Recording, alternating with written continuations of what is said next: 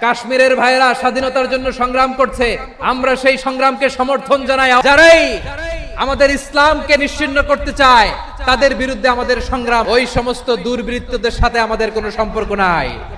আমরা যদি ঐক্যবদ্ধ থাকতে পারি, ওই দুর্বৃত্তরা চান্স পাবে না। আবু তালেব নবীর চাচা, মুশরিক, মারা গিয়েছে মুশরিক অবস্থায়, কিন্তু আজীবন আমার নবীকে আগলে রেখেছে, আমার নবীকে সাপোর্ট করেছে, ভালোবেসেছে। আবু জাহেল মুশরিক, মারা গিয়েছে মুশরিক হিসেবে, আজীবন আমার নবীর বিরুদ্ধাচারণ করেছে।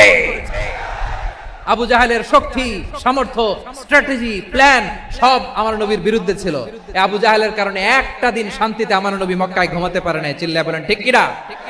এজন্য রাব্বুল আলামিন বলেন, লা ইয়ানহাকুমুল্লাহু আনিল্লাযীনা লাম ইউকাতিলুকুম ফিদ-দীনি ওয়া লাম ইখরিজুকুম মিন দিয়ারিকুম আন তাবাররুহুম